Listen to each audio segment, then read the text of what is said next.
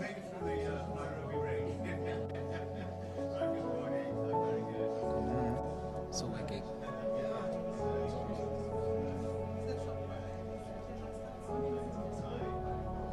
So kwani hii inacheza but ile ingine inacheza. So hii inaanga advert. Inaenda. Yeye unaweza baki kwanza ukifanya job. Kiweka hizo.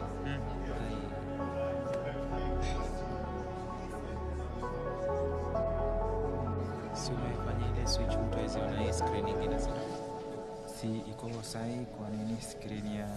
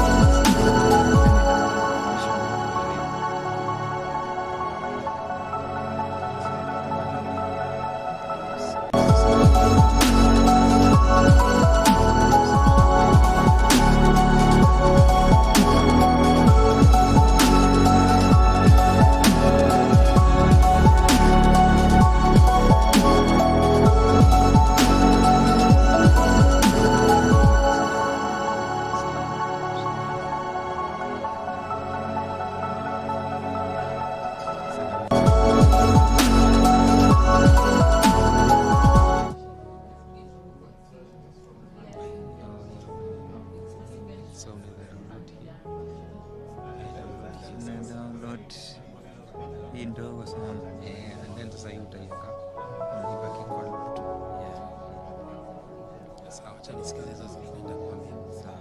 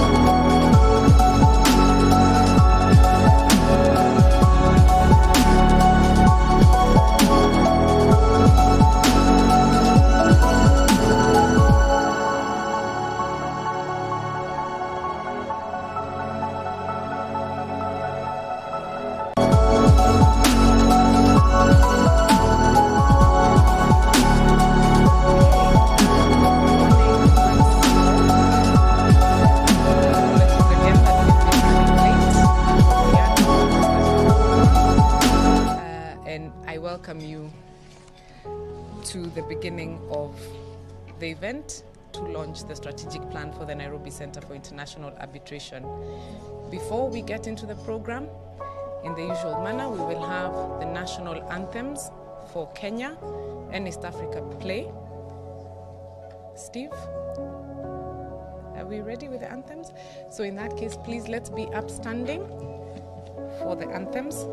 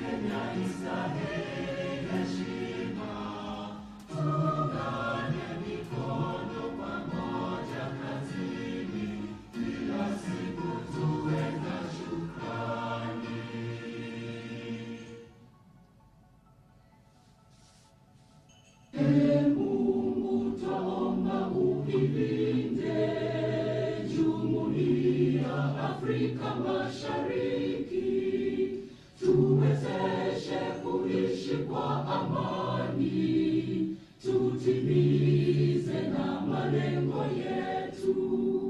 Jumuiya yetu sote tulilinde, tuajibike, tuimarike, umoja wetu ni nguzo yetu, idumu jumuiya yetu.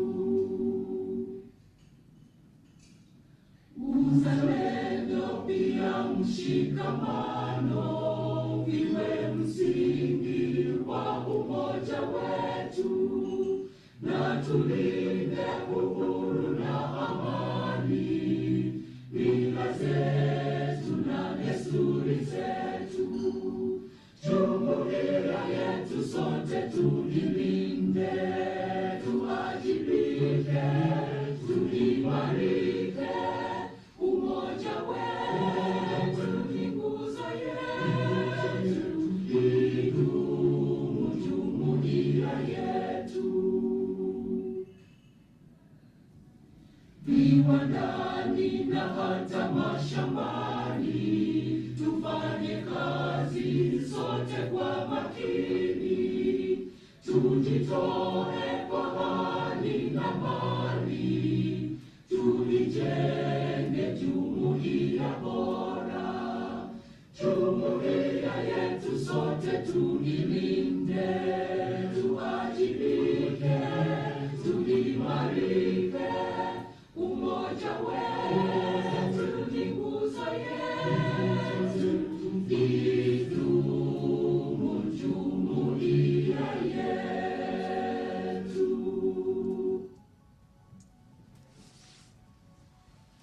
Thank you so much. You may be seated.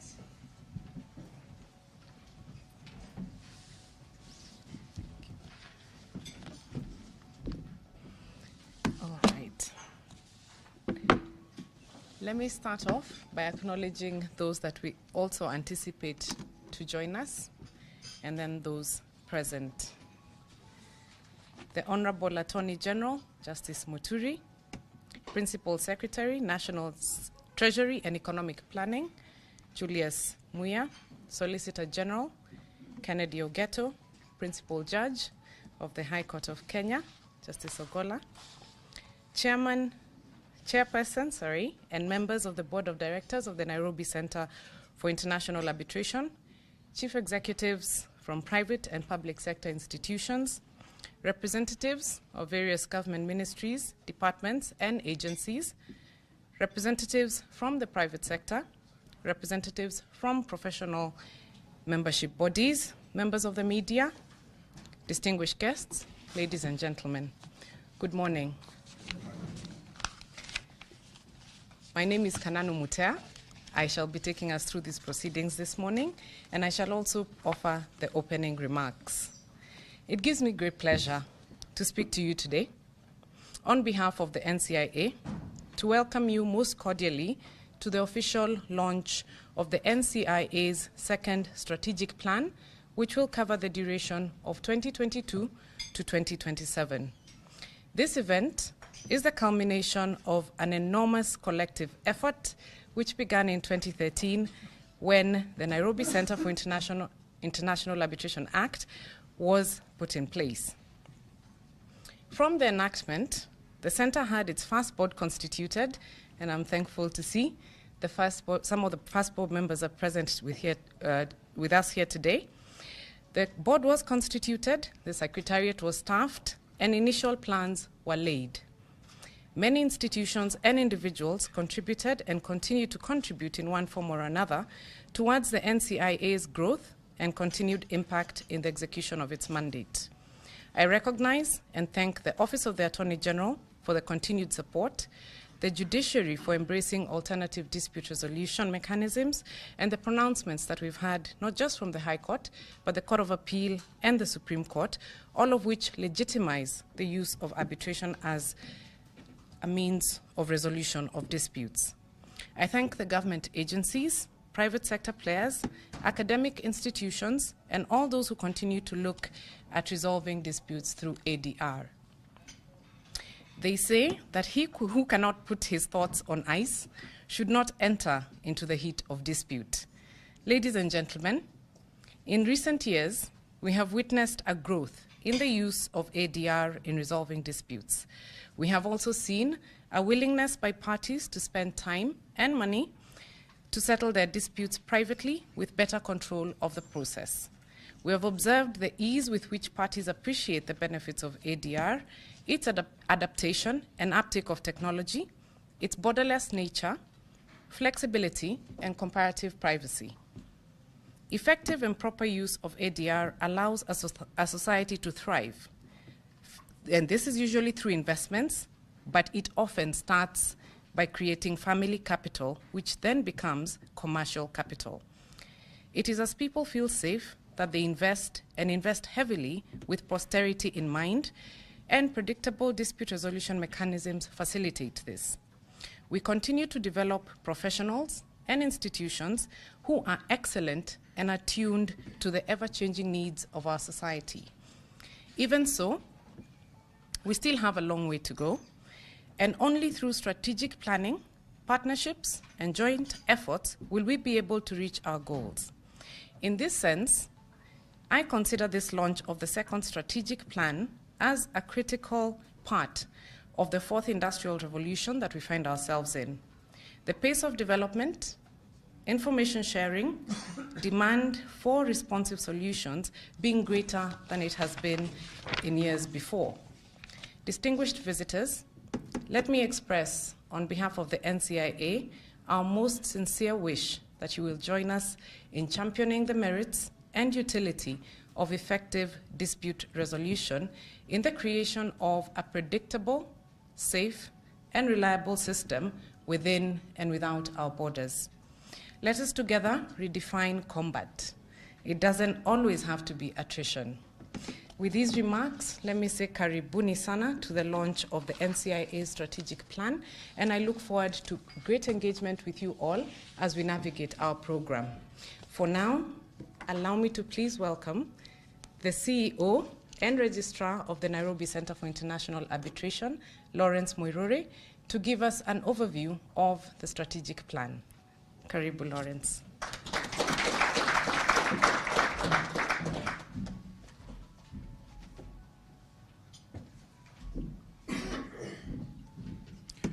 Thank you very much, Director Kananu, for your introduction. Let me also acknowledge the guests present and also who will be present. The Honorable the Attorney General, the Principal Secretary, National Treasury, the Solicitor General, the Principal Judge of the High Court, Honorable Justice Ogola, the Chairperson of the Board of Directors, Nairobi Center for International Arbitration, and the Board Directors. I also see present with us former directors of the board. All protocols observed. Ladies and gentlemen, good morning. It's indeed a great pleasure to have you join us in unveiling our second cycle of the strategic plan for the year 2022, running to the year 2027. The structure of my brief presentation will be screened. I will briefly describe how we have gotten where we are, do a bit of an introduction, a background, stepping back to where we are coming from, a vision, a mission, cover a bit of the strategic themes and core values, then look into the future in terms of the organization structure, address financing, and then conclude. Before I do, we are reminded that the successes of yesterday may not be the same for tomorrow. And so we begin with the understanding that although the last 5 years have been led by a strategic plan, it really was an enterprise to the unknown. We were charting waters that haven't been charted before, at least as a jurisdiction. Being the premier institution for administered dispute resolution, we in 2013, as the director has mentioned, were given an act of parliament, and we are asked to develop a center. We have looked back into that process, which then has informed us as we look forward to the changing environment, both globally, regionally, and our own national domestic environment. So just to give an overview, we are called on to engage in a participatory process that engages both internal and external stakeholders. As mentioned, the NCIA is an enterprise partnership between the private sector and the public sector. We are seeking to build an institution that addresses the needs of dispute resolution users, both in the private and public sector. For that purpose, throughout the process of development of this plan, we have engaged both internal and external stakeholders in a process of developing the strategy which we are sharing or hoping to unveil today. That process has covered an entire year, and this day then marks the culmination of the views which some of you who are here have engaged in, interacted with us, and finally then we have composed the document that you're holding today.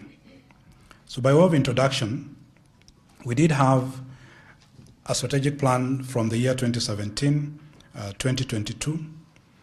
This plan was basically focused on first establishing a center, as I have mentioned before.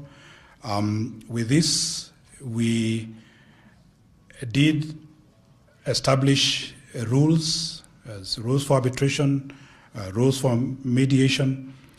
We did also develop a secretariat, and with that we have been, in the last 5 years, rolling out the services of the center. In that period, we have managed to administer a total of close now to 100 cases. From our records, we have about 75 awards. None of those awards has been challenged, or at least to our knowledge has been challenged. That indicating that the parties have, although as dispute resolvers we say it's not often that parties will be happy with a decision, but at least they have settled with the legitimacy of the process and the credibility of the outcome. In that period also, we have launched a process of training, which has been ongoing, mediators and arbitrators. We acknowledge that as a center in Africa, we do not have the luxury of merely concentrating on the business of resolution of disputes, but also attending to the need of building capacity and awareness in our own area. And so that also happened during the first cycle of the strategic plan. As we shift and transit to the second strategic plan, the focus is to catalyze a business-wise culture, which is focused on a long-term growth and sustainability. As both local, regional, and global users of these services engage with centers globally, one of the things they are looking to is reputation, longevity, and reliability. So this strategic plan is positioned to catapult us into a place of not only growth, but also sustainability, winning us from reliance on the sources of revenue as we have them today, and developing a commercial sense to the center. So the NAIROBI Center for International Arbitration was established by an Act of Parliament, Act number 26 of 2013. The principal purpose was to promote international commercial arbitration and other forms of dispute resolution mechanisms. It therefore does offer a neutral venue for the conduct of international arbitration, with a commitment to providing institutional support to the arbitral process. Presently, we cater for domestic arbitration and other forms of resolution as mediation and adjudication, in addition to the international arbitration and mediation that we are also conducting. So then, what are the main pillars of this strategy? Our vision is to be the premier center of choice for alternative dispute resolution. Our mission is to be recognized as a center for international commercial arbitration and alternative dispute resolution through provision of quality and innovative processes, admitting that we exist in a dynamic environment that is changing.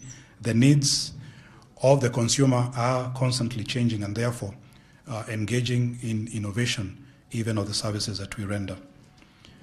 The strategic direction, of course, is therefore geared towards that vision to be the premier center, undergirded by a desire, at least in the next 5 years, to grow towards growth and sustainability. This will be anchored on 3 pillars. The first one being promotion and administration of ADR services. For those who are keen on nuances, we have adapted arbitration into that definition. For those who split the definitions, it will be promotion and administration of arbitration and ADR services. The second pillar is digitalization and automation of ADR services. The COVID period has taught us that doing ADR as we have known it in the past may not be ideal for the future. We have adapted not only the hybrid, but almost heading towards the entirely virtual provision of services. And we have seen the benefits of this. We believe the future of ADR is automation, and so we are investing a large part of our policy, at least one pillar, towards growing digitalization and automation of these services. That means end-to-end services, from the point of time of request to the filing of documents, to engagement with tribunals, to interaction with the center, giving the option to users to do this virtually. And then organizational growth and sustainability to ensure and guarantee a reputation and longevity to grow revenues that will sustain the existence of the center into the future. This, of course, is undergirded by values which have not changed from the first plan into this plan. That's fairness and impartiality, confidentiality, integrity, efficiency, and effectiveness in the delivery of our services. Now, in terms of representation of these 3 pillars, what informed the pillars? We, of course, were aware of the fragmentation of approaches to the practice of ADR. Whether you speak about mediation, arbitration, adjudication, and that this is not just nationally, but also globally. If we think about the trends that are now being adapted with the incoming of the Singapore Convention on Mediation, the globe is adapting methods of dispute resolution which were not previously as popular as arbitration has been, and the others have played, so to speak, a second fiddle to arbitration. We are addressing that fragmentation and bringing about a harmonized approach in the industry, in the practice, so that these different fields can be speaking to one another. And therefore, one of the pillars is intended to address the fragmentation. Expertise in emerging international commercial investment, dispute resolution, as nations look to the blue economy, as the AFCTA is coming into place, building the capacity of users and practitioners, especially in the region, in investment dispute resolution and other forms of specialized areas. For instance, the Financial International Center Authority, which is also being established in Nairobi. Awareness of ADR and public awareness programs. Of course, as the Director has mentioned, the judiciary is in the forefront of promoting the use of ADR within its own processes and therefore expanding the space in the practice. And that has informed the pillar of promotion and administration of ADR services as a whole. The pillar of digitalization and automation was essentially informed by the rapidly evolving user service automation preference. As we have engaged with users, especially during the COVID period, with adapting the Africa Arbitration Academy guideline and protocol on virtual arbitration, we have seen that increasingly the user is yearning for the ability to engage in these processes from the comfort either of their offices or their homes. It cuts back on costs. It has proven to be effective and efficient. Counsel sitting wherever on the globe without having to make trips across continents. It is also contributing to the global conversation on cutting the carbon print, and so therefore becoming a green arbitration promoter as an institution. The other pillar was informed by the review of corporate governance practices and mitigating risks. The more and more we adapt to the virtual space, the more and more we need to attend to regulation of data protection, institutional capacity gaps. So as we support these services, of course, addressing the institution's capacity to give effective and efficient services of this nature. All these are geared towards the center there, growth and sustainability, internally and externally. We envisaged certain aspects of the strategy as we formed it, certain presumptions that there will be a strong policy and legal framework aligned to the center's mandate. We admit that we exist in an ecosystem with other users, and so we are foreseeing a predictability in the policy and legal framework as we have it, if not an improvement, starting with our very own robust constitution. Adequate funding and resource allocation to implement the planned activities, a strong brand and increased public awareness for uptake of ADR, regular revision of our rules, as is often the practice with international centers, for innovation and best practices, diversification of services to offer new ADR options and expand the client base. For instance, if I could stop here and ask us, which areas are we investing, the business community especially, investing in most? Which areas is the region, East Africa for instance, focusing its attention on terms of growth of GDP?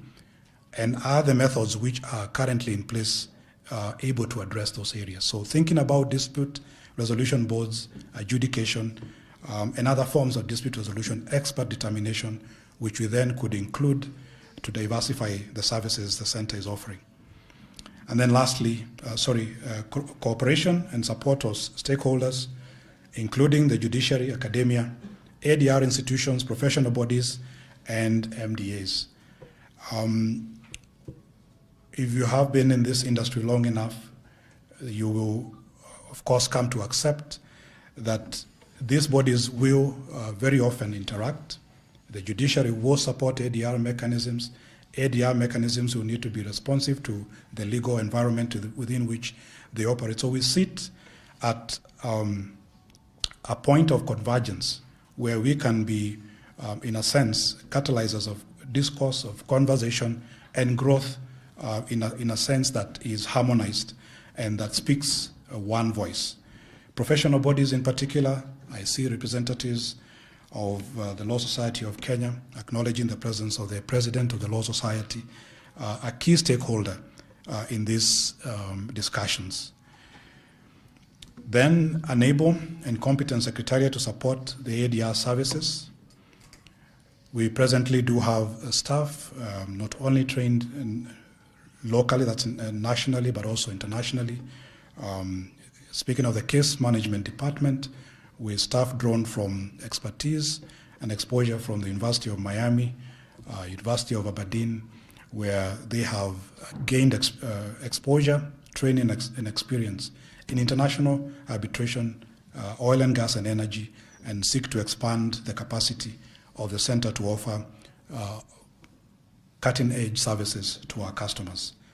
I've spoken to digitalization and automation of the business processes, and then an enabling environment that is characterized by teamwork. To enable us do that, of course, it requires that we also address an efficient structure, and that is, of course, divided into those three directorates, as you'll see them in your document: Directorate of Corporate Services, Corporate Planning and Business Development, Case Management, which is a core business of the center, research and training. Again, building on an evidence-based, data-based approach to our work, responding to the changes and innovation using data and research. And we are extending a lot of focus on that area. Now, of course, these are the intangibles. In many ways, this will not work unless we also address the tangible. The question of shillings and cents. To finance this over the 5-year period, we have a sum there of 1.6 billion Kenya shillings, million Kenya shillings, sorry, which 1.6 billion Kenya shillings. Anticipated resource inflow is 1.194, which therefore creates a resource gap of 0.462 million. Within the strategy itself, we have factored in strategies to address this gap, one of which is to engage with the National Treasury for strategic intervention as we speak about sustainability in the future and weaning off reliance on this line of funding with time. Service diversification and awareness creation, plan and execution. I am pleased to see that the chair of the steering committee on the national ADR policy is present with us. Areas in which we seek to expand and grow the industry globally within the country. Strategic funding engagement with development partners and private sector. As I said, this is an enterprise between the public and private sector. And so in the end, deploying these sources of finance, we hope to cut down on the gap and eventually meet the needs of the strategy. In conclusion, we therefore commit to ensure a stringent financial discipline in the utilization of these finances or resources, undertaking proper budgeting, and strictly adhering to budgeting and eliminating wastage. We pass on the benefit to the user, including as we deploy innovative features in the services that we will be rendering. The overall goal of the strategy, as I have mentioned, just to conclude, is growth, not just for us internally, but growth for all of you. And the all of you here includes practitioners. The better the industry is structured, the more efficient the center is as a go-to place in a national space, the better for you. So when we talk about ADR being, whether it is accelerated decline in revenue or it is accelerated, whatever acronym you use after that, in the end, we see that the more and more we are able to run our disputes efficiently, the more and more we can commoditize, not just address ADR as a dispute resolution solution, but actually also form it as an industry, which is exportable, an industry that is going to create more opportunities for you and I. The key strategic objectives are optimizing capacity for growth and sustainability, to maximize internal efficiencies and process improvement, sound governance culture and quality assurance, diversification of external funding and resourcing, a big one on own fund generation towards sustainability, implementation of a sound supply operational management systems, and strengthening the center's audit and risk management framework to support the initiatives that we hope to roll out as soon as you allow us to do so today. And with that, let me thank you for listening.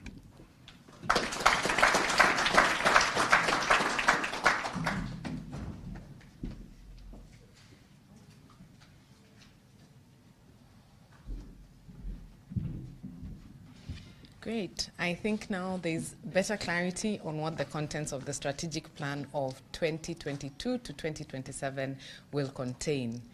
Now, as we look forward, we need to understand where we've come from and also partner with those who have started off this journey with us and will continue it going forward.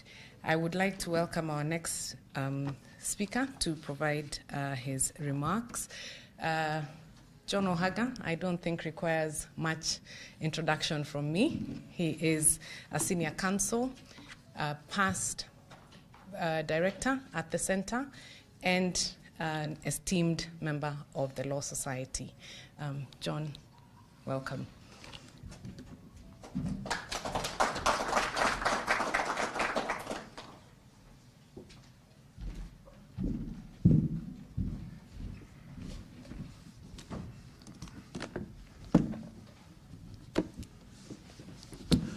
Thank you very much, Kananu. Good morning. My Lord, Mr. Justice Eric Ogola, Jacqueline Oyuyo Githinji, Chair of the NCIA Board of Directors, the rest of the Board of Directors of the Nairobi Center for International Arbitration, my friend Lawrence Mweruri, CEO of the center, Helen Namisi. Sorry, I should have moved on next to my president of the Law Society of Kenya, Eric Theuri, and Deputy President Faith Odhiambo. Welcome. I see so many other faces that are familiar to me. My friend and former chair of the board of directors of the center, Arthur Igeria. Let me hope that I have fulfilled as many protocols as possible. Let me acknowledge Oscar Njuguna, CEO of the Nairobi Financial Center as well, a very important partner for the Nairobi Center for International Arbitration. It is truly for me a pleasure to be here this morning, not only because arbitration and alternative dispute resolution is at the center of a lot of the things that I do, but because I feel very strongly about the role of the Nairobi Center for International Arbitration in promoting our dispute resolution environment. And I think that you will all acknowledge how strongly I feel when you look at today's papers and find that our firm perhaps is the only real supporter of the Nairobi Center for International Arbitration, having put in a supporting and congratulatory message this morning. So I want to start by saying congratulations to the Nairobi Center for International Arbitration on the award of Best Arbitration Institution in Africa which was achieved,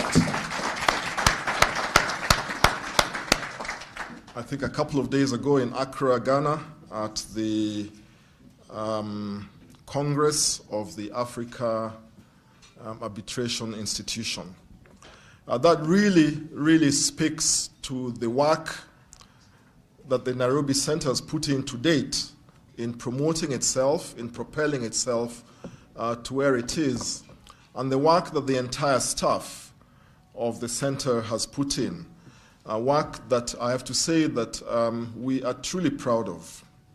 And so as we join you this morning in launching the strategic plan for 2022-2023 to 2026-2027, we want to also look back, and in looking back, be able to say that we truly believe that the strategic plan is an indicator as to where we want to be, and we want to associate with you in articulating the vision that we have as a center.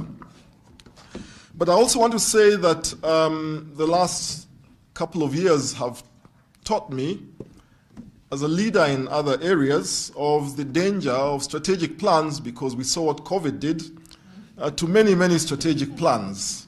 And so even as we think about this strategic plan and we implement it, we must think about flexibility, we must think about adaptability, we must think about the ability to innovate in order to fit into challenging situations that we find ourselves in. I also think about the Nairobi Center for International Arbitration's role as set out in the Act, the Establishing Act, and I ask myself the question whether we have remained true to that, those objectives, and I think that we truly have. And so this morning I know that my role has been to speak on behalf of the ADR community, and in speaking on behalf of the ADR community, my foundation obviously is Article 159, which establishes and gives us an equal footing, I think, with other forms of dispute resolution, which have traditionally been recognized, such as litigation principally, but also mediation, conciliation, and so on and so forth. And that brings me to the question, what is our expectation as members of the legal fraternity, as users of arbitration, as persons who are involved in advising clients, but also who sometimes sit on the other side of the divide, deciding disputes, or promoting the resolution of disputes.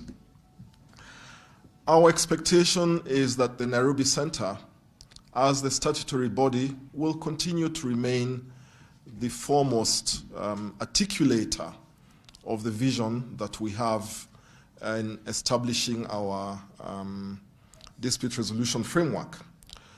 We want to continue to partner with the Nairobi Center for International Arbitration, and I say this as convener of the ADR Committee of the Law Society, and I say this in the full confidence that my president will agree with my remarks, because when I send him my report of my committee, I expect that it will come back with all the boxes ticked and no red lines.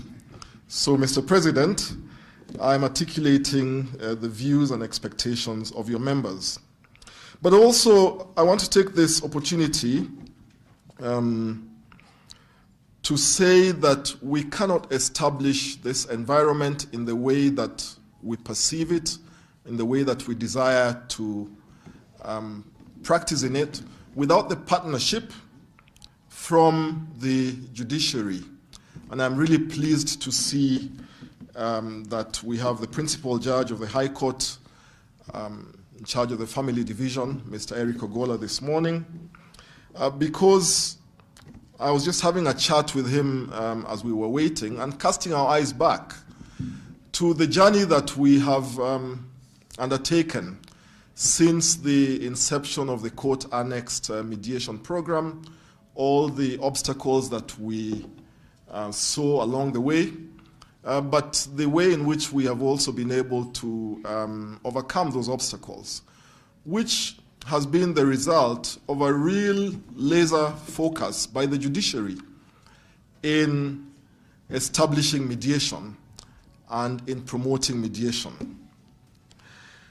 I think that arbitration has been a little more challenging because arbitration in many ways sits side by side with litigation, because it involves a decision-making framework, and the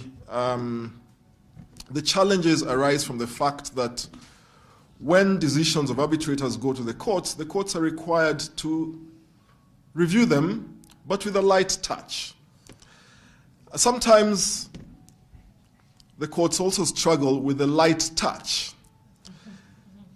The courts also struggle with capacity.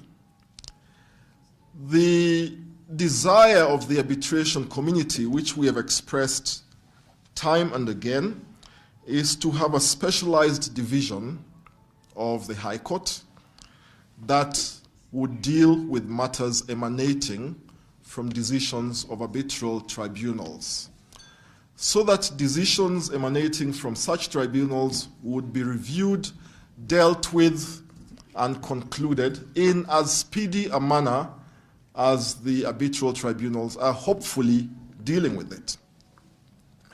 I am pleased to observe that the Supreme Court in Geochem versus Kenya Bureau of Standards has said, please don't come back to us in relation to matters relating to arbitration.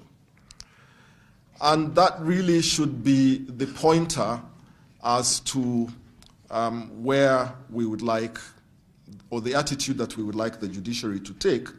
And not to say don't come to us, but to say when you do come to us, this is what you should expect from us: a certainty, uniformity of jurisprudence, the factors that would be taken into consideration. And in the same way that we have specialized courts dealing with the environment and land, labor relations, and so on and so forth, we would hope that you would find it in your capacity to establish in the commercial division a specialized bench of 2 or 3 judges to whom decisions from arbitral tribunals would go. And hopefully this is something, Justice Ogola, that we can pursue with you. And I do know that even if we cannot pursue it with you in an official capacity, I can pursue it with you in my personal capacity, because in the arbitration community we try to make disclosures about conflicts of interest, and I needn't overstate that. I also want to speak very briefly about legislative reform, because legislative reform is an area in which I'm intimately familiar, having been appointed by the Honorable the Attorney General Emeritus to lead the task force that was established to review our ADR environment. I truly believe that it is time to overhaul our Arbitration Act, to bring it into line with international best practice, to bring in place innovations which we see internationally, to make it more vibrant. And when I say more vibrant, I'm thinking about innovations such as third-party funding, for instance, which would enable our people to access tribunals through perhaps even the Hustler Fund or other such such funding initiatives, because arbitration is not cheap. It isn't, the entry point is not just the amount that we pay as court fees when we go to court. There is a slightly higher entry cost. Sometimes that entry cost needs to be met by a third party who has assessed your claim, been able to hopefully assure him or herself of success and can get the benefit of the award that you would potentially derive from the arbitrator and is willing to invest. These are investment opportunities which I'm sure that the Nairobi Financial Center would be very familiar with and would support. And so these are innovations that I think that we should begin to think about. And if we do have the opportunity to relook at the Act again, it would be my position that we do need a complete overhaul. Ladies and gentlemen, it is not my day today. I just thought I would make a few remarks just to get us thinking about where we should be going, what we should be doing side by side with implementing the strategic plan, and what the role of the Nairobi Center should be in shaping that environment in order to meet the needs and aspirations of the users of the ADR fraternity. So thank you very much for your attention, thank you for your time, and I wish you all the best. Thank you.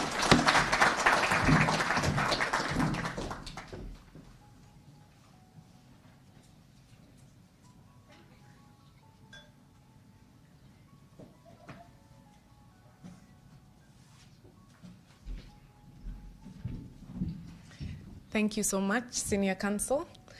Next, I have the pleasure of inviting Arthur Egeria, who is the former board chair, immediate former board chair of the Nairobi Center for International Arbitration, to please give us his remarks as well. Karibu.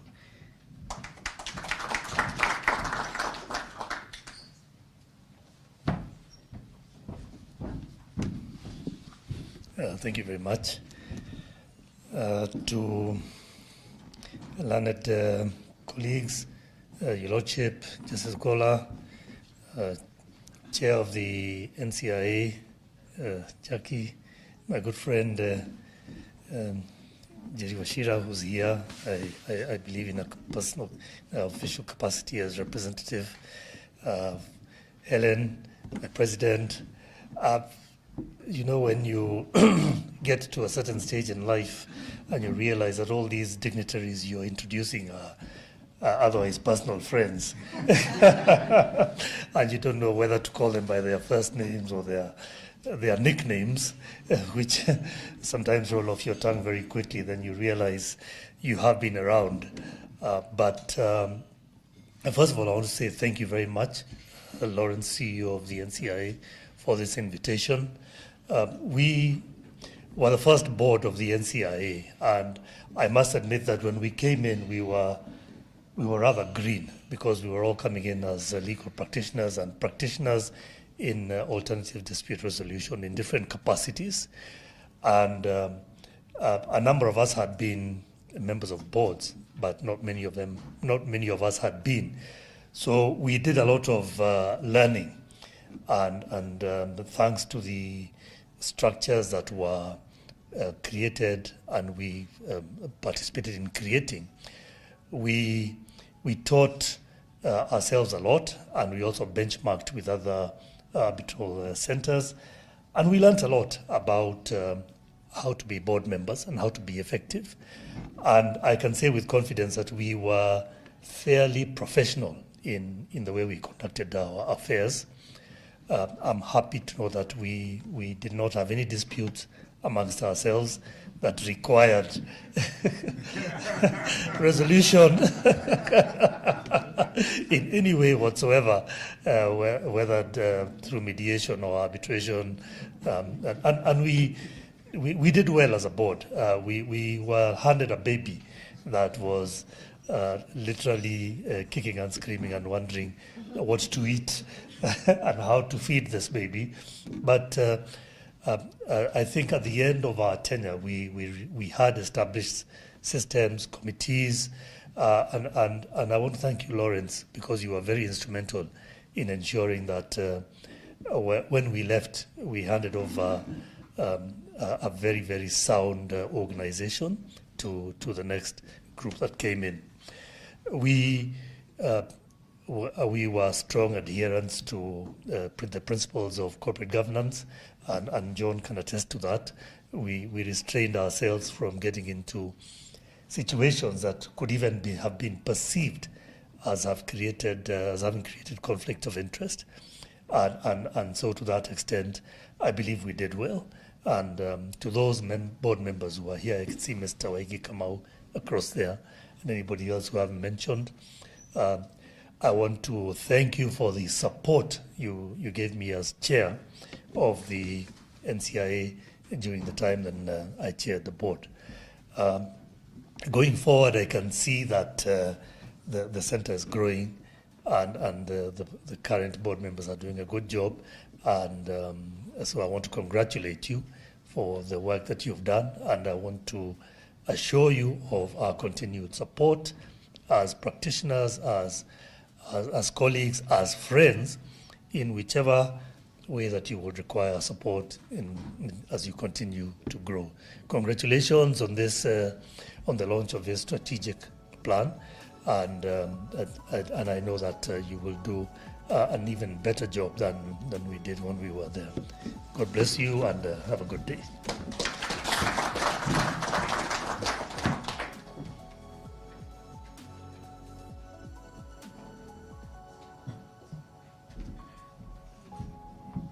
Thank you so much. Arthur, as you say, maybe one ought not to take too many liberties with the first name, but thank you so much, Arthur. Next is to give some remarks.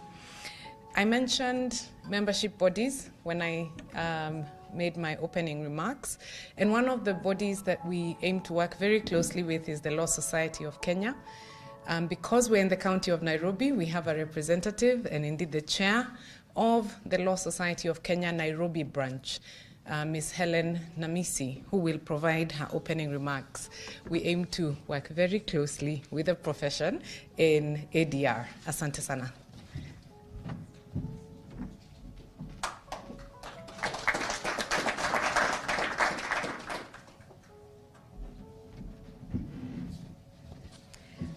My Lord, the Principal Judge of the High Court, Chairperson of the Nairobi Center for International Arbitration, let me just do government style and say all protocols observed, because there are very many senior people in the room. Good morning. Ordinarily, when I know the President of the LSK and the Vice President have been invited, I don't prepare remarks because I stick to my lane. But I was very surprised when I saw my name on the program, so I had to quickly jot down something. So you'll be very pleased to know that it's very short. I am quite honored to have been invited today to this occasion when you're launching your second strategic plan. I congratulate the board and the secretariat with coming up with what seems to be a very well thought out and elaborate strategic plan. Having listened to Mr. Mwiruri earlier, it is quite clear that you are destined for greater heights. And so on the part of the Nairobi branch that you wish to work very closely with, I wish to reassure you of our commitment to ensure that practitioners, legal practitioners, actually embrace ADR in terms of training, in terms of participating in the processes, and so that we can have less resistance from the accelerated decrease in revenue, and that they may embrace arbitration as well as mediation, because for sure this is one way of dealing with the backlog, my Lord. I'm sure you'll appreciate that effort. And so with that, I say congratulations and have a wonderful day. Thank you.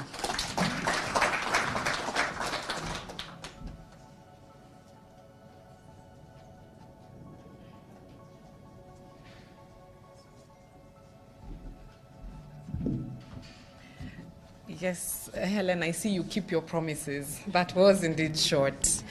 Please allow me to recognize the Deputy Solicitor General, Jerry Washira, who joined us.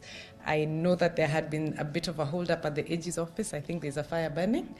But Karibu Sana, she will be representing the Office of the Attorney General in our deliberations. Next, let me introduce our President of the legal fraternity, Eric Theuri, who will perhaps chart the path even better for ADR and its uptake within the membership of the Law Society. Karibu, Eric.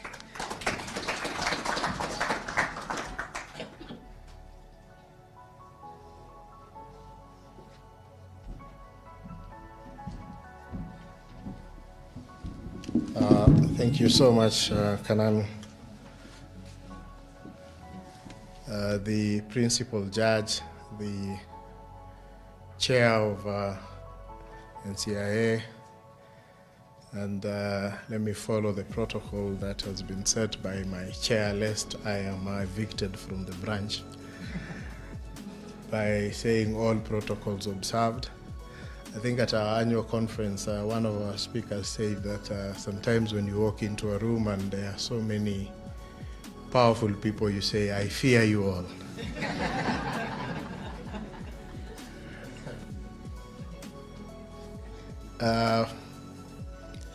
Before I make my remarks, you know, when you voted me into office, you also gave me a spouse.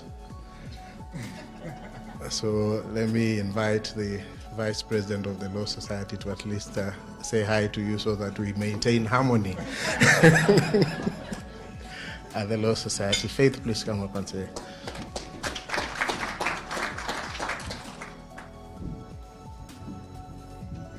Good morning, everyone. All protocols observed.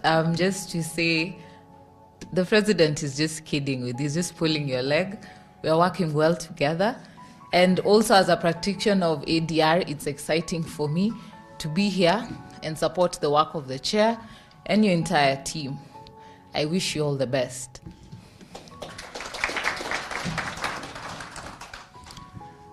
When the former chair of the senior Arthur was talking, he mentioned the fact that there was no conflict in his board, and I thought, you know, this is such a you know, sort of I don't want to use that word, but ideally, and the center is supposed to promote dispute resolution. So we want disputes, eh? So Jacqueline, please, ensure that we get some disputes, and I say this tongue in check because I know what senior counsel went through when he attempted to resolve some disputes, but you know, that is where we've come from. On behalf of the Law Society, allow me to take this opportunity.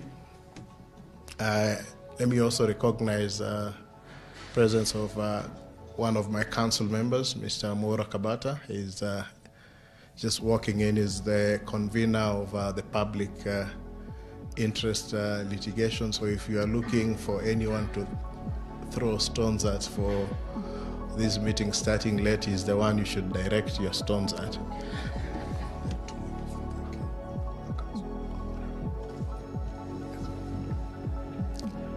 Allow me also to recognize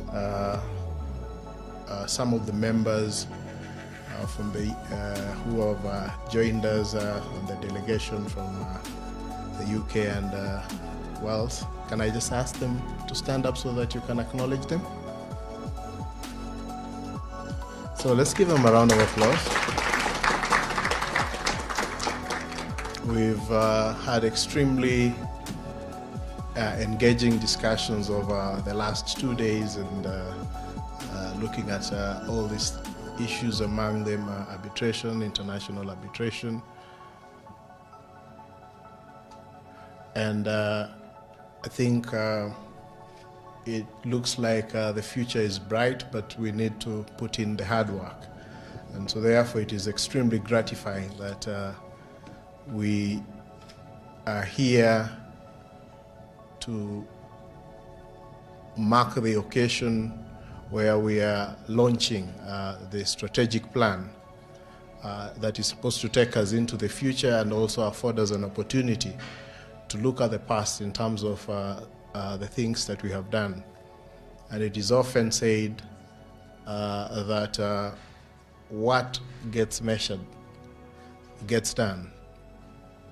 So over the course of the last 2 days, as we were having our interaction, we several challenges were thrown to the chair and to ourselves as a membership and senior counsel. John, there's something which you have spoken about in terms of third-party funding, and I think that it's time for us to have those kind of discussions, and I would be happy if we say that maybe there is a need to completely overhaul the law relating to arbitration. You all remember, members, that we did set up as a law society a task force that is supposed to also look at our practicing environment. And because this is a contemporary issue that is coming in, perhaps also as we look at arbitration and as we look at the law society practice regulations, these are perhaps some of the innovative features that work in other countries that we need to perhaps consider. It's probably time to consider. So I'm delighted that you have mentioned that, and I hope that, and I want to throw a challenge to the practitioners that as we look at reviewing our legislation, let us look at it with the future in mind. And the future is that ICT and technology are going to impact the practice of law to an extremely large extent. It is no longer be limited to the border, and so we need to begin to look at those challenges and ask ourselves, how do we prepare ourselves for the challenges of tomorrow? And I think that the occasion that we come to mark today is a pointer, and a significant pointer, to the fact that we have to use our experiences today and yesterday to prepare for the future. Of course, sometimes you make plans, but you don't achieve them. But the failure to make plans is a guarantee that we are going to fail. So I just want to take this opportunity to congratulate the team that has put in what I am sure were long hours to develop the strategic plan, and to let you know that you have a willing partner in the law society, and we are going to work together to ensure that we make Kenya the preferred destination for dispute resolution. So congratulations and all the best.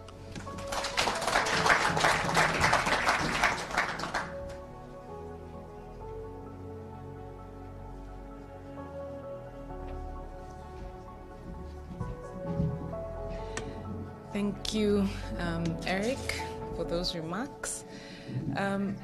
As we move on with the program, allow me to introduce the current chair of the board of the Nairobi Center for International Arbitration, Mrs. Jackie Oyuyo Githinji, who will take over the program from here. Thank you.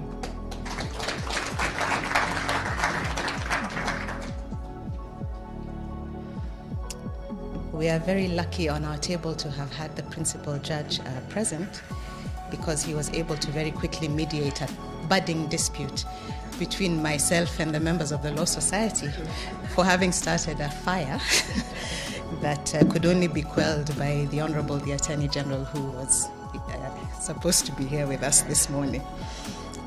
So our chief guest, the Honorable the Attorney General, the Honorable Solicitor General, represented here today by Ms. Njeri Wachira, Deputy Solicitor General, judges and judicial officers represented here by the Principal Judge of the High Court, Justice Eric Ogola, the representatives of public institutions, the heads of public institutions of various government ministries, departments and agencies, captains of industry from the private sector, representatives and the leadership of professional bodies, including the Law Society of Kenya, the Law Society of Kenya Nairobi branch, the UK Bar Council, some of which I interacted with yesterday, the NCIA board members, here present, and I'll request you to stand. NCIA board. So allow me to very quickly introduce those board members who have not had the opportunity then to be on this podium this morning. Waige Kamau, who represents the Attorney General on our board. Samuel Mbiriri, representative of the Chartered Institute of Arbitrators. Lynette Vitisia, representative of the National Treasury. Kananu Mutea, who is our MC and also chairs our Business Development Committee at the center. Thank you. I also convey the apologies of Judge Judy Omange, who represents the Office of the Chief Registrar, and Aisha Abdallah, who is a practitioner and representing the National Chamber for Commerce and Industry. I also recognize the past board members, our previous chair, my senior, Arthur Igeria, his previous vice chair, John Ohaga, senior counsel, NCIA Journal editorial board members. I think I saw Brian somewhere. There you are. NCIA staff here present. Some of them are branded so easy to identify, some are not. I'll request them to wave from wherever they are. Any member of NCIA staff? Thank you. Thank you. Members of the Fourth Estate and media partners, distinguished guests, all protocols observed. Ladies and gentlemen, I think it's still safe to say good morning. It is my singular privilege to welcome you all as we witness the launch of the Nairobi Center for International Arbitration Strategic Plan for the 5 years beginning July 2022 to June 2027. Ladies and gentlemen, the Center has built on the foundational lessons learned during the implementation of our inaugural strategic plan that carried our aspirations for that period, June 2017 to July 2022. This next phase plan is the outcome of extensive consultations between the Center and its necessarily broad range of stakeholders. I have had the privilege of straddling both plans. And as we celebrate this significant milestone, I am glad to confirm that the Center held both formal and informal consultations, which culminated in 2 stakeholder validation engagement fora on the 7th of September 2022 and on the 21st of September 2022, during which we obtained and incorporated an inclusive range of views from our stakeholders prior to proceeding with this launch. As we begin this second cycle of our strategic journey, having just recently retired the first cycle, we recognize the importance of planning, aligning, and measuring performance as critical success factors, of course necessarily building in the resilience that we have had to learn courtesy of the pandemic and what it can do in terms of scuttling plans. The Center will continue to deepen our strengths, expand our reach, and build our capacity for incremental and sustainable revenue generation. As we share with our stakeholders a clear line of sight of the results to be achieved and how they are going to be achieved, we remain committed to continuous scrutiny for continuous improvement.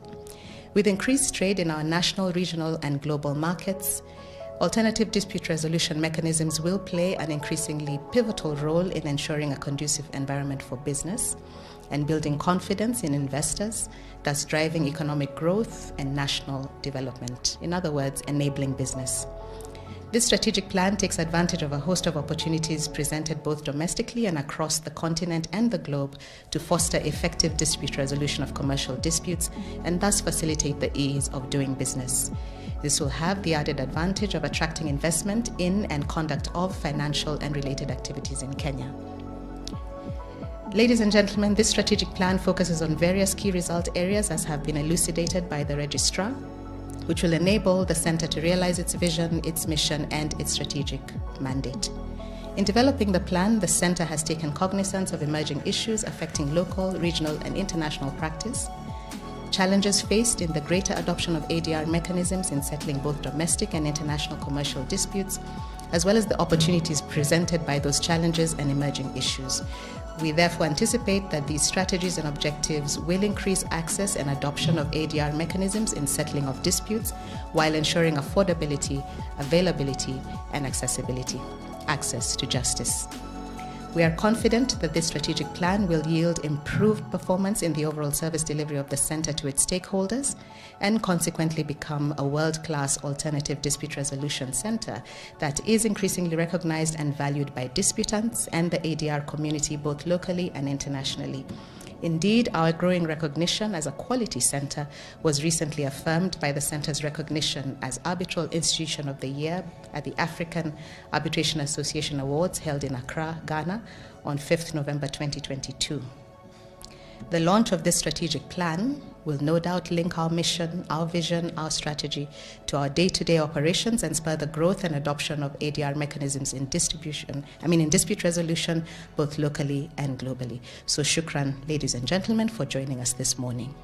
It is now my singular pleasure to welcome the Principal Judge of the High Court, the Honorable Justice Eric Ogola, to make his remarks. Thank you.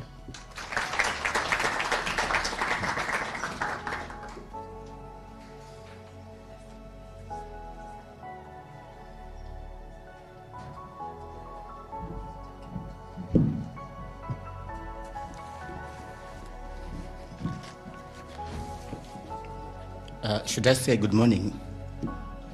Is it still good morning?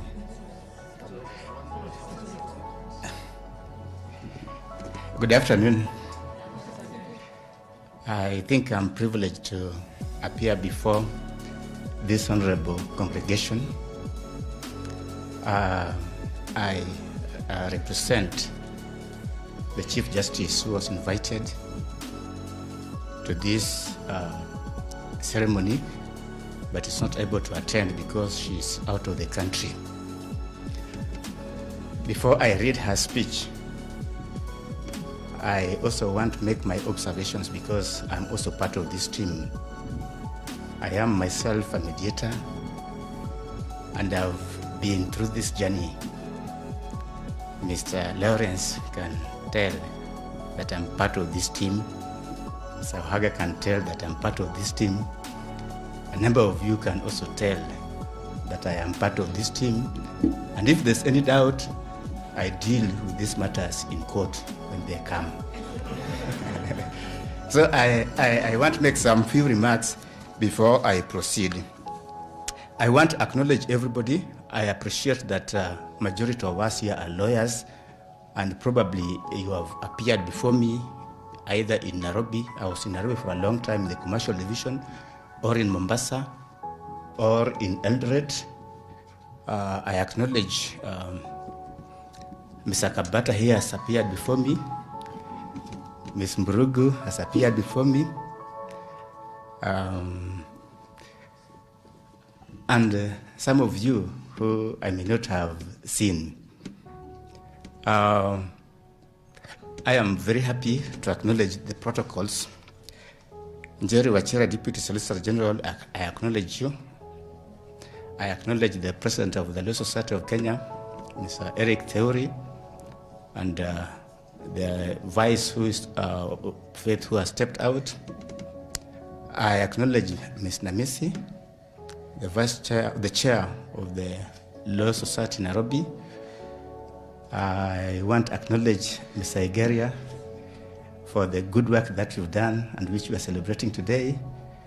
I want to acknowledge the team from England for joining us. I want to acknowledge all of you. The little time I was here, I recognized that I came to know that I have a relative in this place, and relative is none other than the chairperson of the chairperson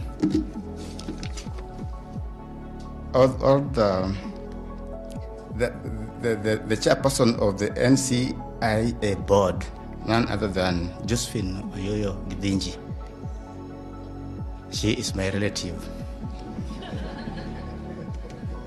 More importantly, there's somebody who came here and called me my lord. That person ought to have called me my father. Mr. Ohaga, Senior Counsel, I want to acknowledge you. Mr. Ohaga is my nephew. If you come to our home, you'll first of all reach his house, then you come to my house, because children build in front of their fathers. So he decided to call me my lord, but he ought to have called me my father. Thank you very much, my son, for what you have been doing, and the results of your work are known even in the village. Thank you. Yes, to what we have here, I want to make some contribution. When you talk about arbitration, mediation, and alternative dispute solution, I want to make a contribution in the blue economy.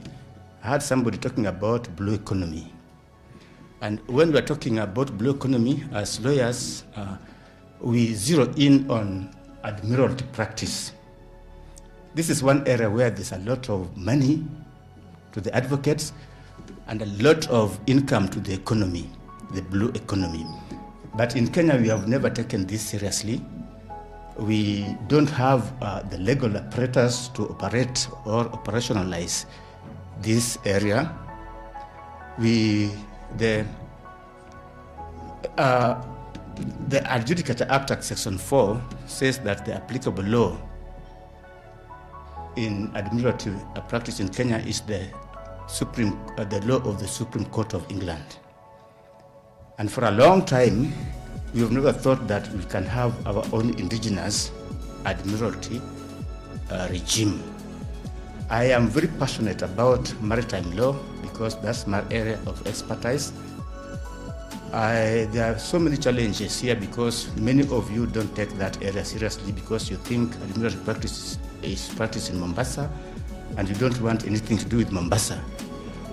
But there's a lot of money in that area and there's a lot of interest for our country also in the blue economy.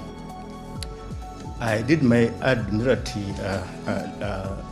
law in South Africa, and it was very interesting because in any proceedings in court, the first thing which will have to be determined is the applicable law. And in that country, the applicable law in admiralty law practices either the law of common law of South Africa, the common law of England, or Roman Dutch law. So it normally takes days to determine the applicable law, and that area, it's a very rich area of practice. But in our case, when a ship has been arrested, somebody gives you instruction from Greece that a ship is coming to Mombasa, go and arrest this ship. You go and use some forms, procedure which does not even involve law, and then you arrest the ship.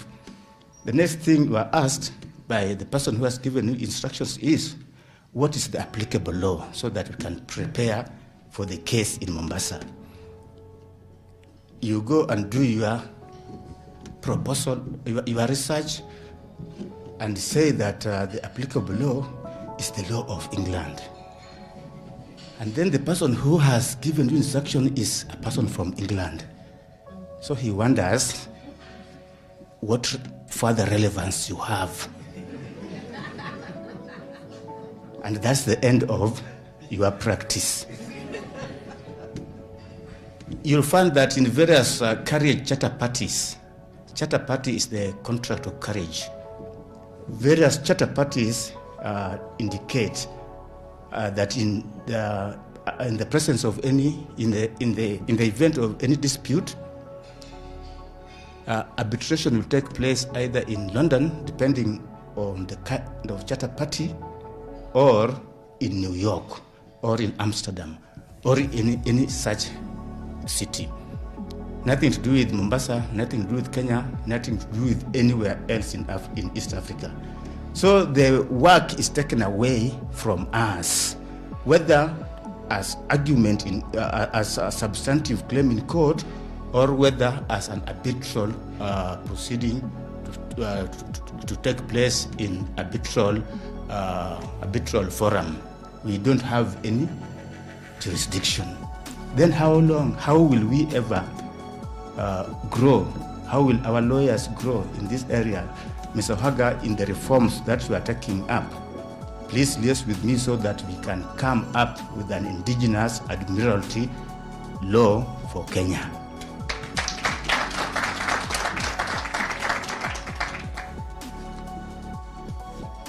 especially in the maritime field, you see, when you arrest a ship, demurrage charges for a ship alone could be in the region of 20 million Kenya shillings per day. And you probably arrest a ship because the crew are claiming maybe 60 million. So it will not be viable to entertain any legal proceedings. So normally what happens, the person who has been the owner of the ship will give a guarantee, and the ship will be let to go. And when the guarantee is given, the next thing is that we are going for arbitration. Where? We are going for arbitration in London, or we are going for arbitration in New York, or in Amsterdam. The Kenyan lawyer, that is the end of your practice. So let's look at that area. And by the way, it's a very, very, very rich area, which is good for our economy and also for us as practitioners. Thank you very much. Now I'll go to my instruction from the Chief Justice. I'll read verbatim what she has given me to read. Honorable Chief, this is the remarks by the Honorable Chief Justice Martha Koome, EGH, speech during the launch of the Nairobi Center for International Arbitration, NCIA, Strategic Plan 2022 to 2027 on 16th of November 2022 at Villarosa Kemskipi Hotel. The members of the Board of Directors of the Nairobi Center for International Arbitration,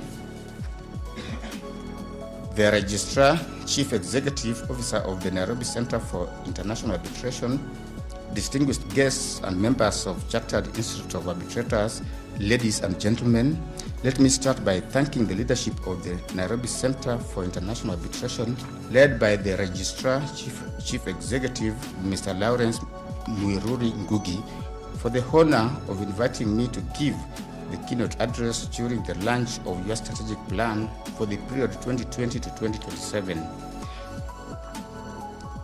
The National Center for International Arbitration is an institution whose performance is key to the goal of making Kenya a preferred destination for the resolution of international commercial disputes. I therefore laud and congratulate the Nairobi Center for International Arbitration for the launch of the institution's strategic plan 2022 to 2027. The plan provides an opportunity to strengthen the institution and enable it emerge as a center for excellence and the go-to place regionally and internationally for international commercial arbitrations. I believe that once implemented, the plan will reposition the institution as a leader in the field of dispute resolution, both regionally and internationally. Its strategic directions and foresight will enable the institution to evolve to meet the challenges and opportunities presented by the current context in which it is operating. I am therefore certain the implementation of the plan will enhance the institution's performance capacity and thereby lead to its supporting the goal of making Nairobi the preferred financial center for our continent. I assure you of the support of the judiciary as you discharge and implement the plan. This we will do because one of the key pillars of the social transformation through access to justice, STAR's vision for the judiciary is the promotion of a multi-door approach to the resolution of disputes. We are keen to support the emergence of arbitration, mediation, alternative justice system as legitimate avenues for dispute resolution. We are doing this as a means of achieving the strategic outcome of expanding the doors of justice. Ladies and gentlemen, while for a long time Kenyans have approached the delivery of justice as the exclusive preserve of the judiciary, the 2010 Constitution envisages a broader dispute resolution system. Article 159, sub-article 2 of the Constitution points us to the possibility of open-ended pursuit of justice beyond the confines of state institutions.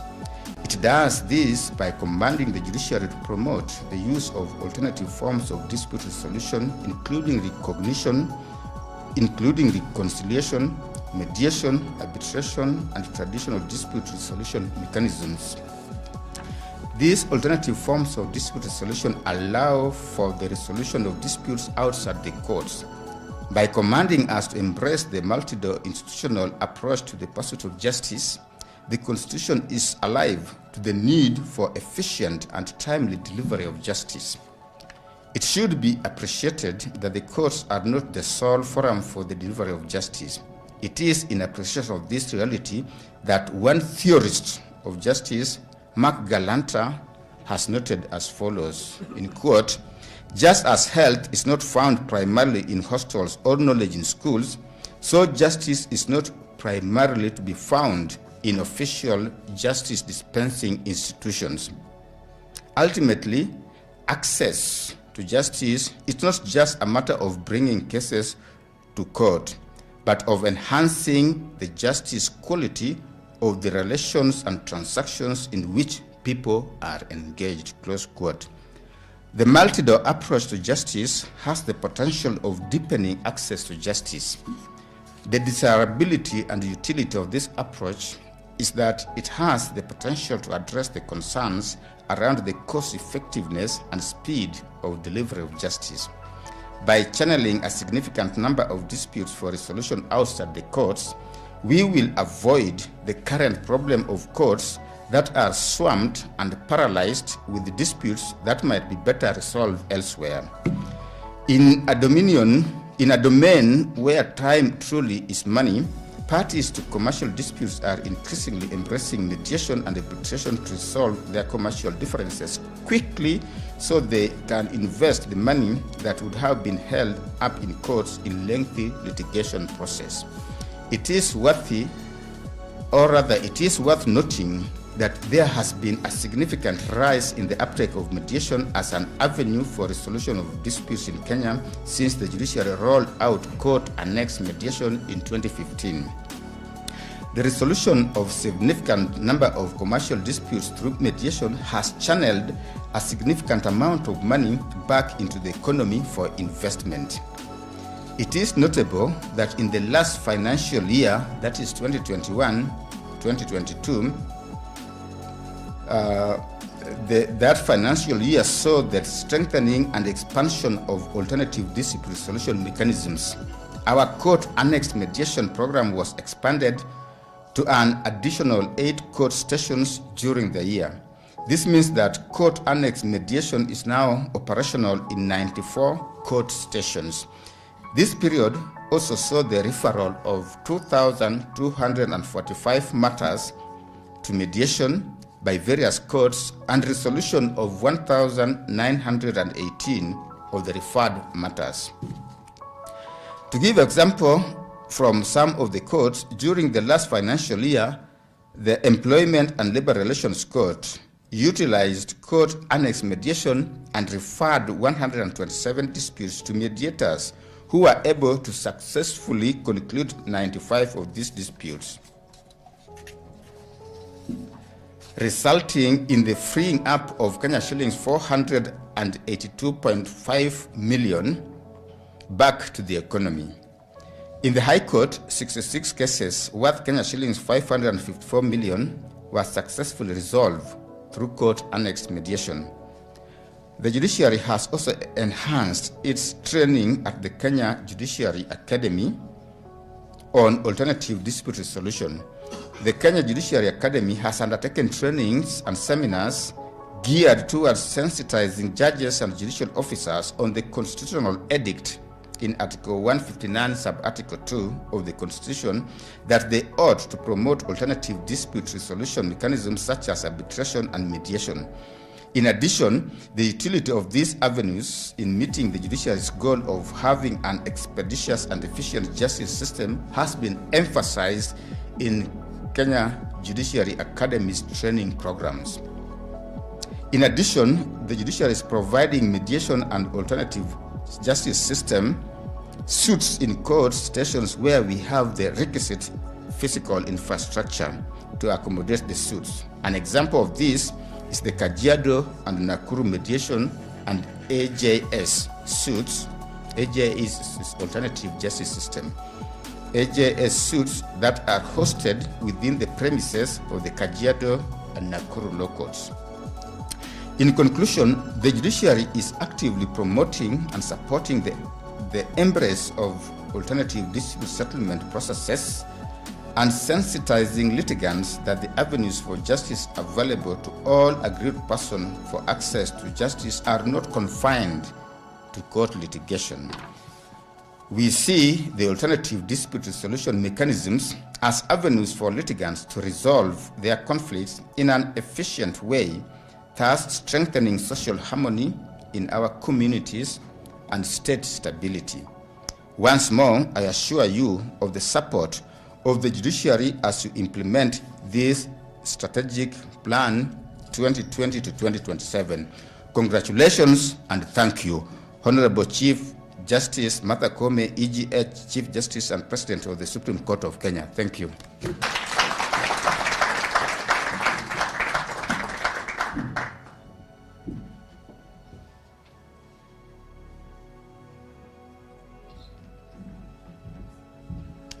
All right, representing the Honorable the Attorney General this afternoon, Ms. Njeri Wachira. Karibu.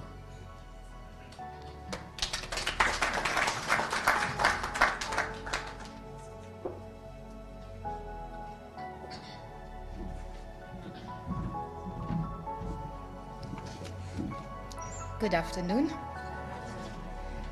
As you have heard, my name is Njeri Wachira, and I'm representing the Honorable the Attorney General and the Solicitor General, who, as you know, and as I think somebody mentioned, were out burning fires. I had even been invited by the CEO to attend the meeting, but there was another fire which I was trying to put out, and I sent my representative here, but evidently my fire was smaller, and it was put aside. So,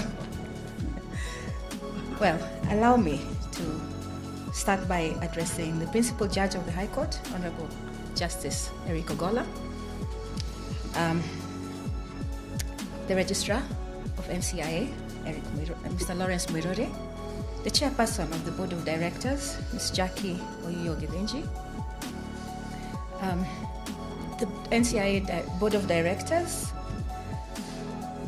the President of the Law Society of Kenya, Mr. Eric Theuri, Senior Counsel, John Ohaga, my senior, Arthur Igeria, Mr. Obra, I see you there. All protocols observed, distinguished guests, ladies and gentlemen.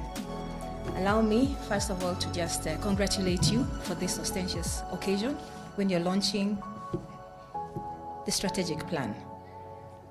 As was mentioned by Arthur, I think when you've been around, when I look around the room and I realize I know most people, then I know I have been around long enough. Your Lordship, we belong to a certain club together, the MV90. So we do sail together on certain other seas. Yeah. Senior Counsel, I heard you propose something very interesting about overhauling the Act, and would be very, very interested in participating in that. If you do find it fit to invite our office, we'd be very happy to join you. I sit on another end of the equation, whereby we are the ones handling the international arbitrations on behalf of the Republic of Kenya. And as such, we feel the pinch. When you talk about third-party funding, we hold a different view. But it is all good, and we hope we can be able to work together. So without further ado, I know it's been a long morning. Allow me to read the statement of the Honorable Honorable Justine Muturi, EGH, and Attorney General, during the launch of the Nairobi Center for International Arbitration Strategic Plan in Nairobi on the 16th of November 2022 at the Villa Rosa Kempinski. Allow me to read it verbatim. Those are my instructions. And by the way, I think this is the third Attorney General that we're having who has been holding the hand of the NCIA, so this is very, very dear to us as the Office of the Attorney General and Department of Justice. The Principal Judge of the High Court, Honorable Mr. Justice Eric Ogola, the Honorable Lady Justice Judith Omange, who I understand is not present here today, the Principal Secretary, National Treasury, Dr. Julius Muya, and I guess is represented by the Director of the Board, the President of the Law Society of Kenya, Mr. Eric Theuri, Senior Counsel John Ohaga, distinguished guests, ladies and gentlemen, it is my great pleasure to join you at this auspicious occasion at the launch of the Nairobi Center for International Arbitration Strategic Plan for the period 2022 to 2027. Please allow me to congratulate the Center for developing an elaborate strategic plan that will pivot the alternative dispute resolution sector to the next level. This plan defines the strategic direction that NCIA will be taking in implementing its mandate in the next 5 years. It is worth noting that during the Center's first strategic plan, emphasis was on ensuring the operationalization of the NCIA through the development of the requisite organizational structures and policies. And much of this has been achieved amongst other successes. Thus, I am positive that this plan will reinforce the importance of alternative dispute resolution mechanisms as accepted forms of settling commercial disputes. Ladies and gentlemen, I am aware that this strategic plan is aligned to the key policy instruments of this country, namely the Vision 2030 and the 3rd to 4th Medium-Term Plan, MTP3, the Big Four Agenda, Africa's Agenda 2063, and the Sustainable Development Goals. This indeed is a clear demonstration that the Center is responsive to the dynamic changing needs of the society. I am pleased to note that the NCIA, having been established in 2013, has gained a reputation as a neutral venue for the conduct of international arbitration and other alternative dispute resolution services in the region. Nairobi, it must be emphasized, remains the default seat for the UNCITRAL Model Arbitration Law and the New York Convention on Recognition and Enforcement of Foreign Arbitral Awards. This is a very significant recognition upon which NCIA anchors its operations. The preference for Nairobi as a neutral seat is also recognized by, among others, the Singapore Convention on Mediation, which facilitates international trade and commerce by enabling disputing parties to easily enforce and invoke settlement agreements across the borders.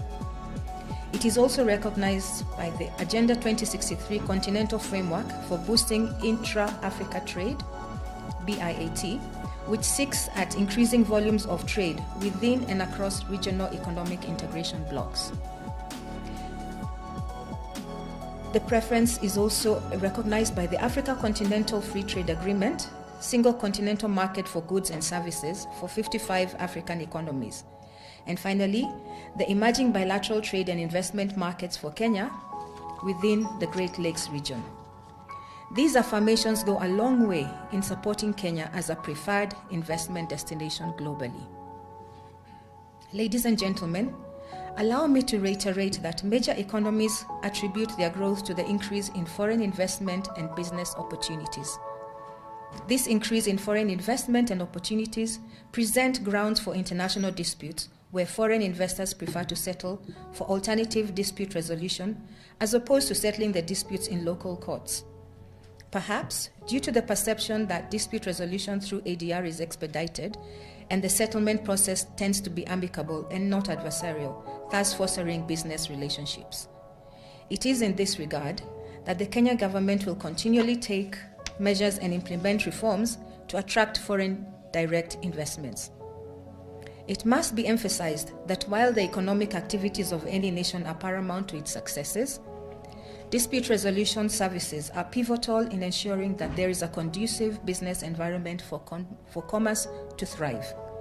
Therefore, the NCIA must pursue policy development and appropriate enforcement of contracts to ensure the optimal benefits are realized through the adoption of dispute resolution strategies that are prompt, prioritized, systematic, and cooperative, essentially making dispute resolution a key enabler for economic development. I am delighted to note that the NCIA has been recognized as a center of excellence, not only in the African region, but globally. Further to this, the center has also been designated as the China-Africa Joint Arbitration Center,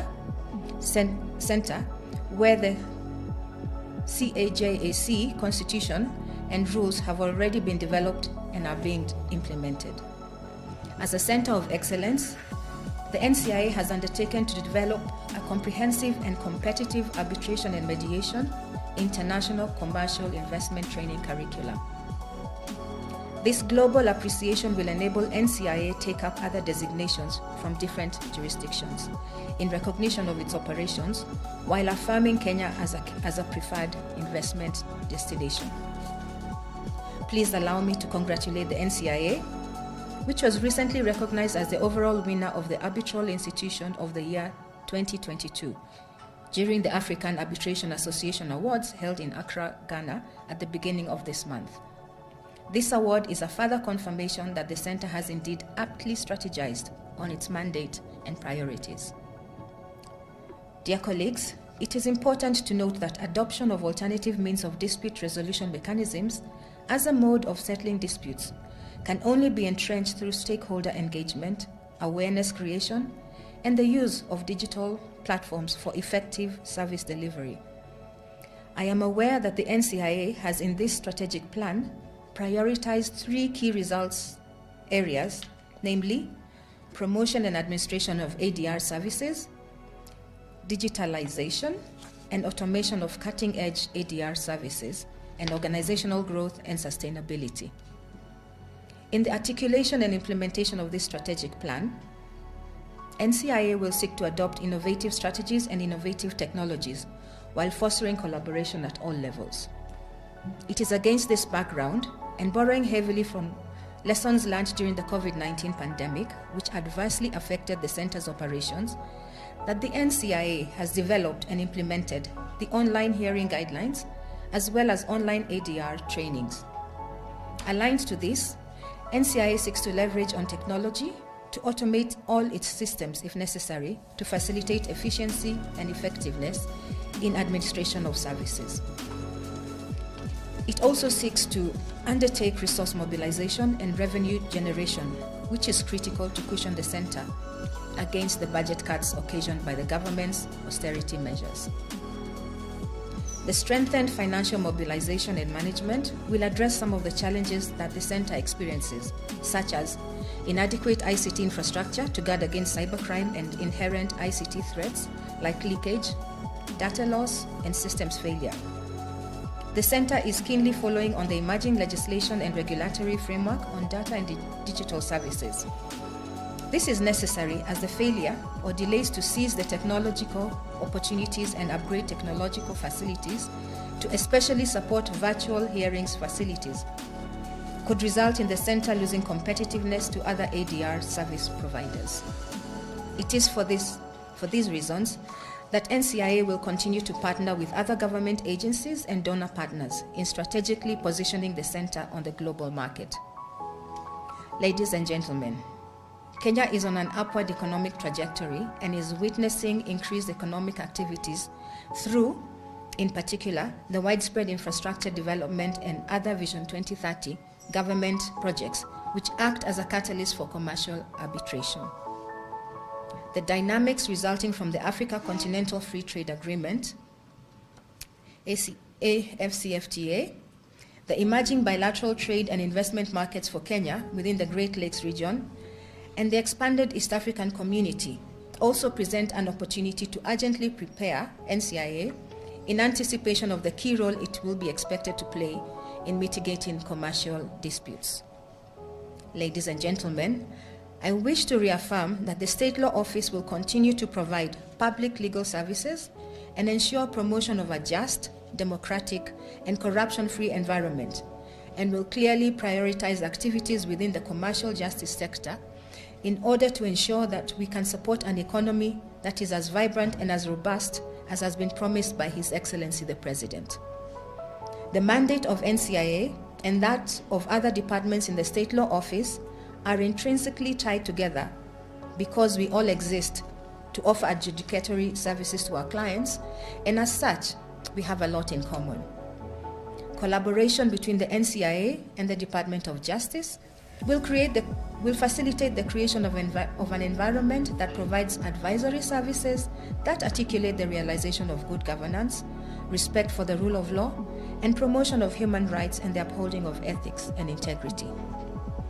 The adoption of the National Action Plan on Business and Human Rights, Sessional Paper number 3 of 2021, calls for the promotion of the alternative dispute resolution mechanisms to offer remedies for victims of corporate human rights abuses.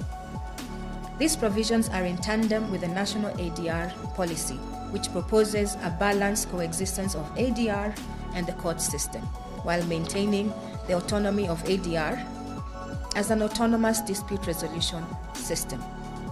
In so doing, it gives the public an opportunity to resolve disputes through means fashioned to respond to the real and practical world of sustainability. In implementing this strategic plan, I want to assure members of the NCIA board, management, staff, and all the stakeholders at large that my office will fully support the center to ensure it delivers on its mandate. In conclusion, I wish to note with satisfaction that the strategic plan provides for an effective monitoring and evaluation system, which will guide engaging the performance of the center and the impact of the implementation of the plan. Esteemed ladies and gentlemen, I want to thank the Board of Directors and management of the Nairobi Center for International Arbitration, all those who facilitated the development of the strategic plan, and all stakeholders who took part in the validation process during the development of the strategic plan. And with these few remarks, ladies and gentlemen, it is now my great pleasure and honor to declare the Nairobi Center for International Arbitration Strategic Plan 2022 to 2027 officially launched. Thank you.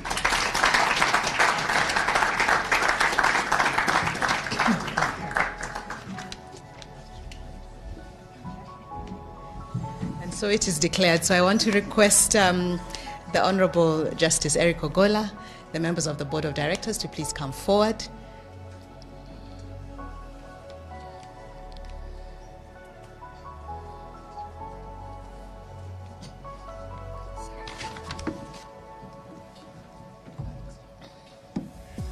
And we stand guided by the Secretariat in terms of how we handle all the razzmatazz.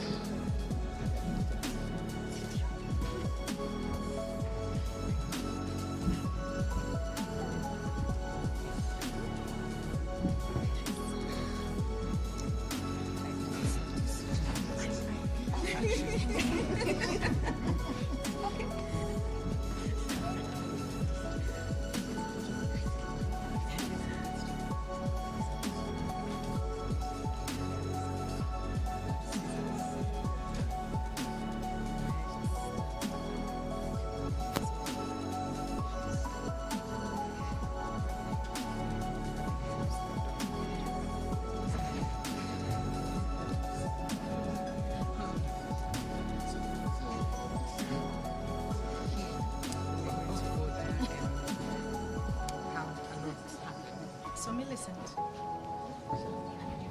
Okay. No, there's no step here. Oh, we have to go around. Exactly, yeah.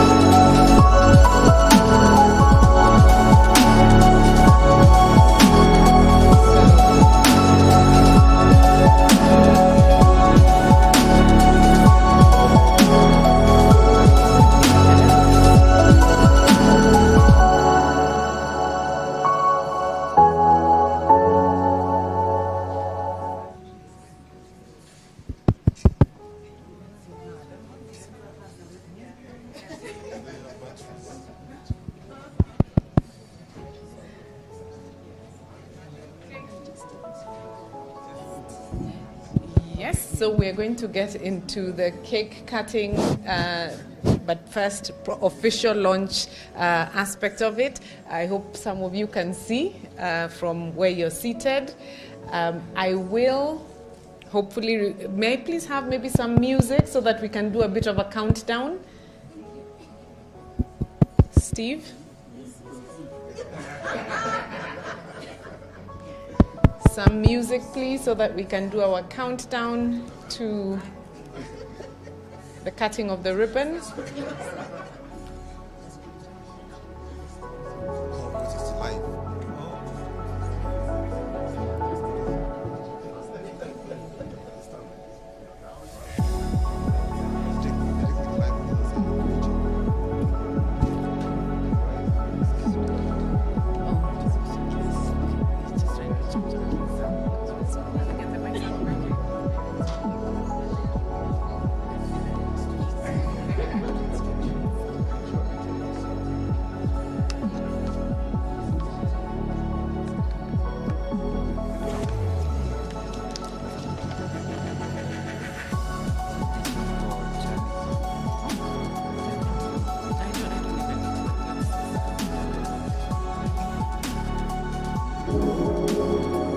Fantastic.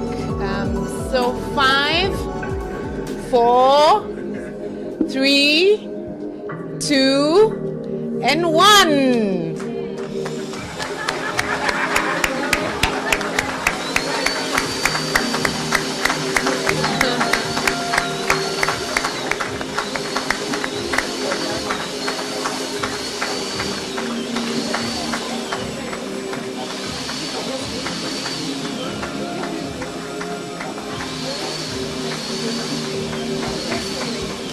Cut the cake. I can introduce you.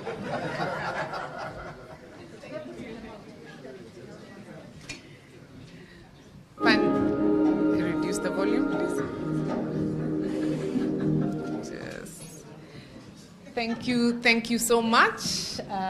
We will now have the next aspect, which is enjoyment of a bit of cake before we break for lunch.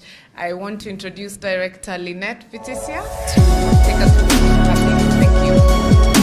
Transition to the cake cutting. I welcome, please don't go. I welcome the chair.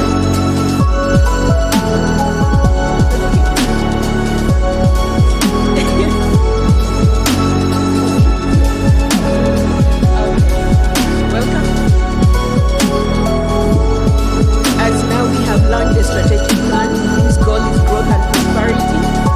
And now esteemed guests to be upstanding, even as we go to the cake cutting, as a welcome.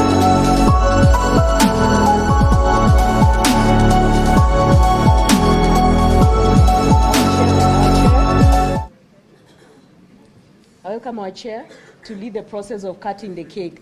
Please be up and upstanding, yeah.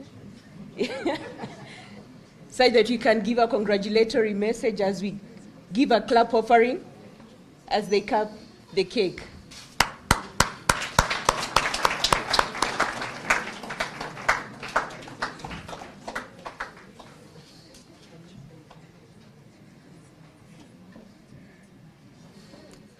So to growth and sustainability. Thank you. Okay, you may now take your seats.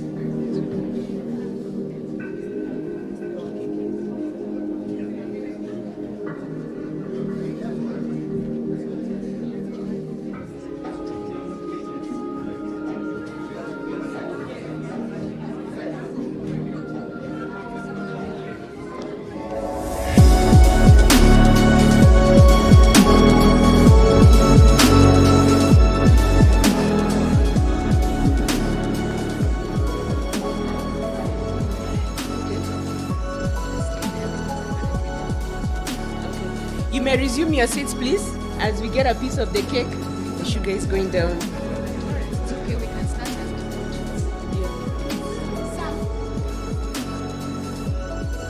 Kindly help us in serving the cake to the esteemed guests.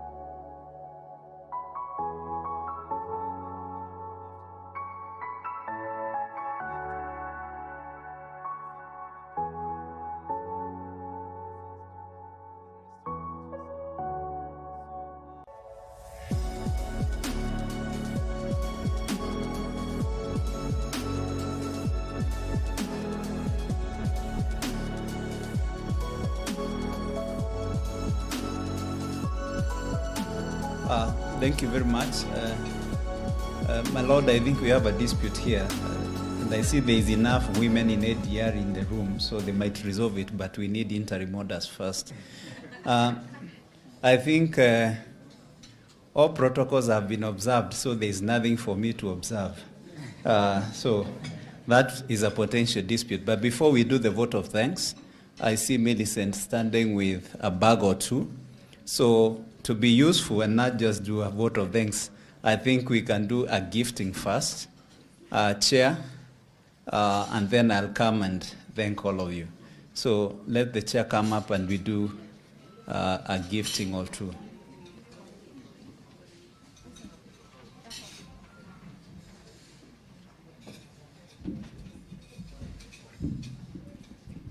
I was requesting disclosure of the items in the bag because I am aware that there are certain limits on gift acceptance policies. So may I have the gifts then for the respective recipients?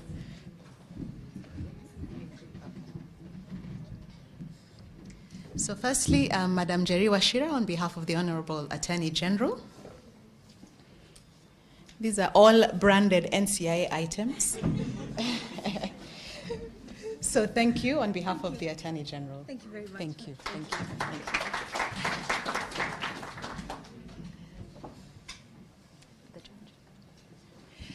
Principal Judge, Justice Eric Ogola. Again, similar disclosure of the contents. Is this on behalf of CJ or on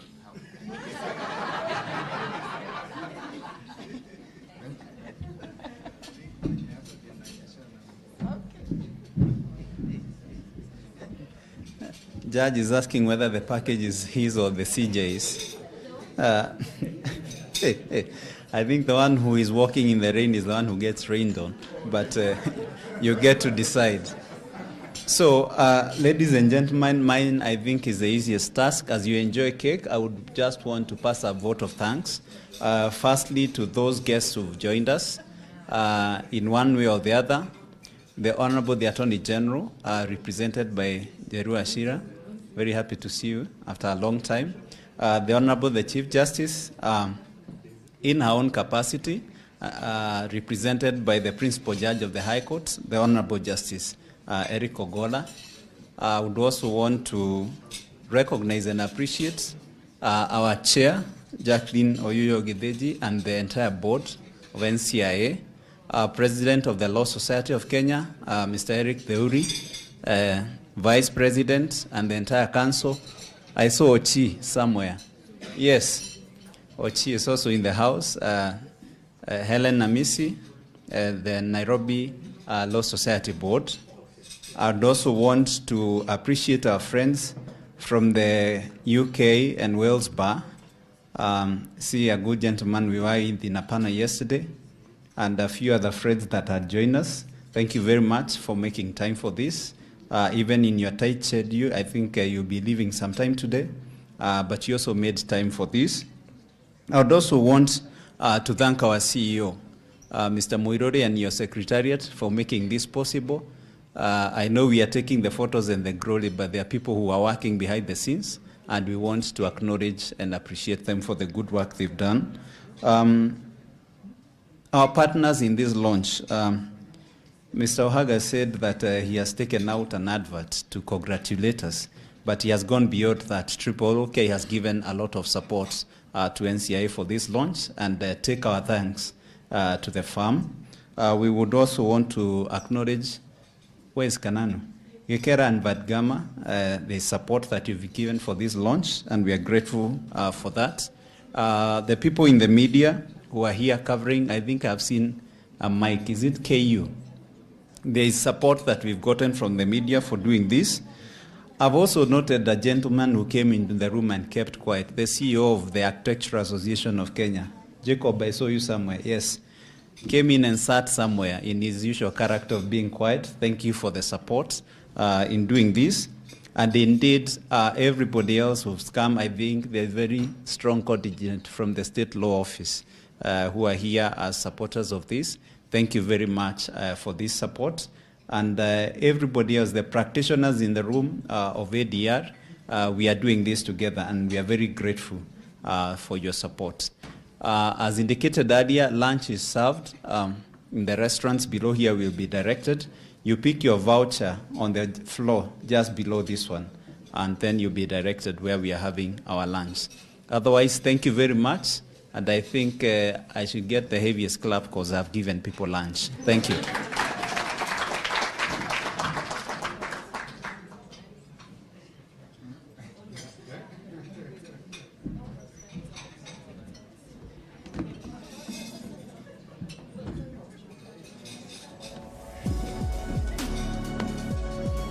So after you get a piece of cake, mix, mingle, pick your voucher, and enjoy your lunch. Do I drop the mic? All right.